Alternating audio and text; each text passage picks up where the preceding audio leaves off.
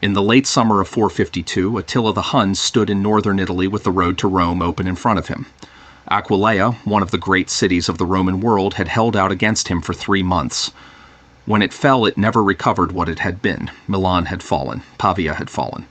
Aetius, the general who had stopped him in Gaul the year before, had nothing like that army in Italy.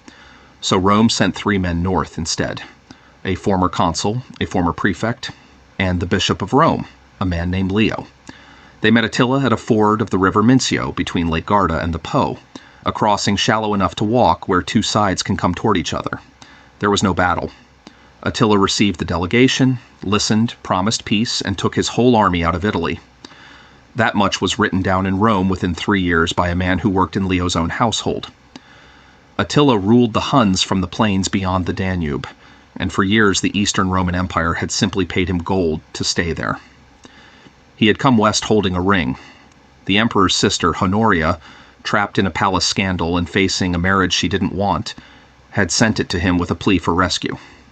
Attila announced that the ring was a betrothal, claimed her as his bride, and named his price for the wedding: half the Western Empire. Gaul had turned him back the year before. Aetius, with the Visigoths fighting beside him, met the Huns on the Catalonian plains in 451 and bled them to a standstill. The Visigothic king died on that field. So in the spring of 452, Attila crossed into Italy from the northeast instead, where no army like that one existed.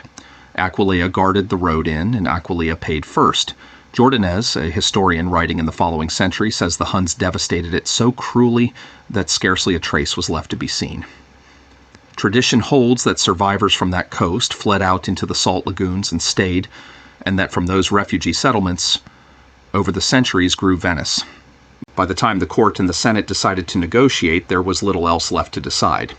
They chose an embassy, a delegation empowered to make terms, and they gave it the highest rank Rome had: Avianus, who had held the consulship, the most prestigious honor a Roman civilian could carry, and Trigetius, an experienced former prefect, one of the empire's senior administrators, and with them, the Bishop of Rome. By then, Leo had led the church in Rome for 12 years. He'd been elected in 440, while he was away in Gaul, sent to settle a feud between the empire's top general and one of its chief officials. The city voted him in before he got back. His own generation already called him father. The word had not yet hardened into a title only one bishop in the world could hold. And the autumn before, at Chalcedon, near Constantinople, the largest gathering of bishops the church had yet held, heard a letter of Leo's read aloud. He wasn't there, the letter was, arguing that Jesus Christ is one person, fully God and fully man. The bishops answered it with a shout. Peter has spoken through Leo. Within a year, the same man was riding toward Attila. What happened at the ford comes to us from Prosper of Aquitaine, a chronicler who lived in Rome, worked as Leo's secretary, and was writing while everyone involved was still alive. He is Leo's own man, not a neutral witness, but he is the nearest one we have, and his account is stark. Leo undertook the task, Prosper writes, trusting in the help of God, who never fails the righteous in their trials. Attila received the delegation and was so moved by the presence of the high priest that he ordered his army to give up warfare, promised peace, and departed beyond the Danube. That is all Prosper gives. No vision, no swords, and not one word of what was said. Attila had his own reasons to want the exit. Hydatius, a bishop in Spain, writing a few years later, records that the Huns in Italy were struck by heaven-sent disasters, famine, and some kind of plague. Italy's harvests had failed 2 years running, and the army was starving inside a country it had already stripped. And behind him, the Eastern Emperor Marcian had sent soldiers across the Danube to raid the Hun homelands while their king was away. Jordanes adds one more pressure 100 years on: superstition. Attila's own men warned him away from Rome, he says, because they distrusted the good fortune of their own king.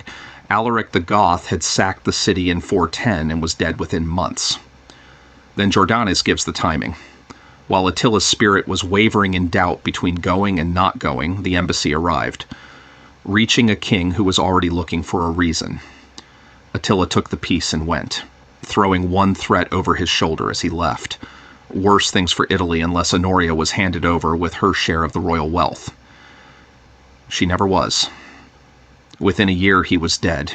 He took a new bride, drank himself heavy at his own wedding feast, and in the night a hemorrhage that should have run from his nose ran down his throat instead.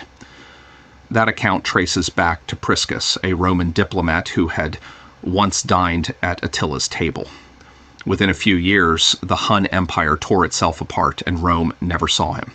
For more than 300 years, no telling of the meeting had a vision in it. Then a monk named Paul the Deacon retold it, and something new stood in the scene.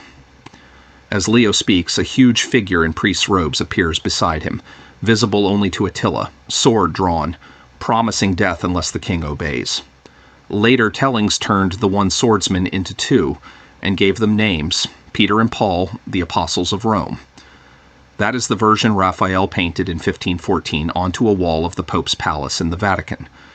The apostles sweeping in over the meeting with blades out, while Leo sits calm beneath them, wearing as it happens the face of the Pope who was paying for the fresco. 3 years after the Mincio, Leo did it again. In 455, Genseric, king of the Vandals, landed at the mouth of the Tiber with a fleet, and this time there was no ford and no wavering. Leo went out to meet an army for the second time in his life, and he got what could be gotten. Genseric agreed to no fire, no slaughter, no executions. Then the Vandals plundered Rome for 14 days methodically and sailed for Africa with captives, the empress and her daughters among them. Years before either of those meetings, Leo had already said where he thought the credit for a rescued city lay. Rome kept an anniversary of that earlier deliverance, the year Alaric's Goths had come and gone, and preaching on that day, Leo found the church half empty. The crowds that once packed it to give thanks had drifted back to the entertainments, and he said so from the pulpit. Mad spectacles draw greater crowds than blessed martyrdoms. Then he asked the question outright, who was it that restored this city to safety? The games of the circus goers, or the care of the saints? So why did Attila turn around? A starving army, a sick army, a second war lit behind him, a dread of what had happened to the last king who took Rome, and an embassy that reached him at the wavering moment. Not one item on that list would have troubled Leo.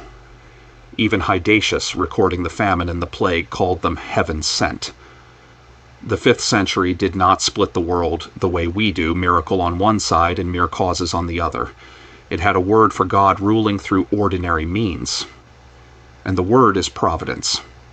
A God who is sovereign does not need to tear open a sky to turn a king. Every one of those causes answers to him. The swords came into the story 3 centuries after Leo was dead, and in his own words, he had been looking somewhere else the whole time, at the prayers of the saints, at the mercy of God, and at a city too entertained to say thank you. And 455 shows what the writing out was made of. He went out against Genseric knowing exactly how little he held, and he came back with half a plundered city with its people alive inside it. Trusting God in Leo's hands was never confidence about outcomes. It was a settled willingness to be the man at the crossing, and to leave the outcome where it had always rested. The empire Attila built did not survive his sons. The empire Leo served had a generation left. The definition the bishops wrote at Chalcedon the year before the ford is still what the church confesses about Jesus.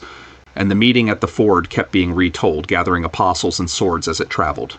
Underneath all of it, the record keeps a plainer picture, and a stronger one. A bishop riding north beside 2 officials toward the army that had just broken Aquileia, trusting, as the man who knew him put it, in the help of God who never fails the righteous in their trials.